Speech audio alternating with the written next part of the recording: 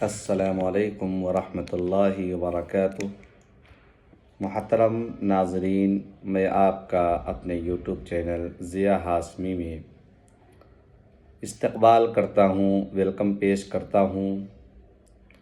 جیسا کہ ہم سب کو معلوم ہے کہ چھوٹی چھوٹی ویڈیو اسلام کی، دین کی ہم آپ تک پہنچاتے ہیں، تو آج کے اس ویڈیو میں اصول